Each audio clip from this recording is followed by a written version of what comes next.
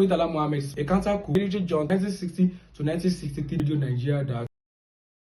Hello guys, welcome back. In our previous video, we discussed about federal system of government and unity system of government. So here today, we are going to move on to another topic, which is military system of government. So before we talk about the concept of military system of government, let us proceed to understand the etymological meaning of this military system of government. So the word of military can be gotten from a French word, which actually means militaries. So the word of militaries means soldiers or soldier. There is another etymology of this military, which actually means milit and it, which actually means go in the body or in the mass or against your enemies. So that is the etymological meaning or the underlying point of the word of military. So proceeding to the concept or the main definition of military system of government. What is military system of government? In a layman understanding, military system of government is a system of government or a kind of a political ideology whereby the power is in the hand of the khaki men or the soldiers. You can also refer them to as military juntas. So the first thing the military juntas or a kind of a soldiers will do in a kind of a military system of government is that they will suspend the constitution, they will ban every kind of a political parties or ban any kind of a political gatherings. So the first thing they will do is that they will enforce the chain of command and they will enforce the chain of obedience. That is why we have the two chains in the military system of government. So the chain of command belongs to the lieutenant colonel, which is the highest rank in the military system of government. Now, the chain of obedience is applicable to the soldiers and the citizens. That is, you have to obey to the highest command. If you are the young soldiers, if your lieutenant colonel or the highest ranking give you an order to do something, you have to abide to it by do what? By salutation. So that is the underlying point of this military system of government. Let us proceed to understand some aspects of this military system of government. We talk about the coup d'etat. So the word of coup d'etat is a French word. Coup actually means a sudden removal or illegitimate removal of a kind of a political leader or a kind of a civilian government from a post.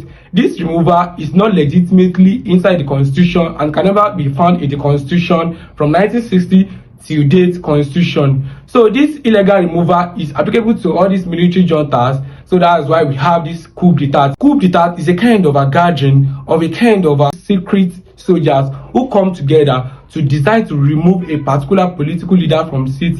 It may be the person is adopting or is indulging in a kind of a corruption or a kind of a malpractice in a kind of political post. So they will decide to remove this person. This removal can be peaceful or violence. If it is violence, they are going to be shooting, which is going to be a kind of a massive shooting. If it is a peaceful removal, that is when we have the Dallas coup. So for us to talk about this historical antecedent of this coup d'etat in Nigeria. Since Nigeria gained independence in 1960, there have been a kind of a 7 or 6 coup d'etat in Nigeria. As Nigeria is concerned, we've actually encountered coup d'etat more than 7 times or 8 times from 1966 to 1993. So the first coup occurred January 15, 1966, when some young military officer overthrew Nigerian government, also known as the civilian rule, which ended the short-lived First Republic that occurred from 1960 to 1963. This particular first coup was considered to be a bloody one because several eminent political leaders' lives were wasted in this particular coup. This particular coup was spearheaded by Kaduna Usogu Chukwuemeka, who played a major key role in this particular coup. Among the casualties of this coup were the Prime Minister, Sir Abubakar Tafawa Balewa, the Northern Region Premier, Sir Ahmadu Bello, the Western Region Premier, Sir Ladoke Akintola, the Finance Minister, Festus Okotie-Eboh. After this coup, Major J.T. Yagun-Yurusi, who was an Igbo and not part of the original conspiracy, became the head of state and imposed obedience in order to overpower the civilian rule. So after imposing this obedience, he became a head of state and imposed a federal military interim government, though without specifying on the date which the civilian rule will be restored. On July 29, 1966, a counter-coup commenced and Ironsi regime had fallen again on August 1. Lieutenant Yakubu Gowon became the head of state, while Ironsi and governor of the Western region, Sir Francis Adekunle Fajuyi, were among the casualties. Brigadier Muhammad Buhari, who was himself installed as the head of state in the 1983, were among the officers involved in this particular second coup. This particular coup can be seen as ethnic coloration or fuel as ethnic violence, which became alleged to the Nigerian Civil War, also tagged as Biafran Civil War. After this war, they held a meeting in Ghana known as Aburi Accord between Ojukwu and Yakubu Gowon. After this meeting, they pledged that Nigeria will not be divided, because Ojukwu was among the antagonists who was antagonized the government of Yakubu Gowon. After this meeting, Yakubu Gowon pledged that he's going to change Nigeria from military system of government to civilian rule, but he failed to do so.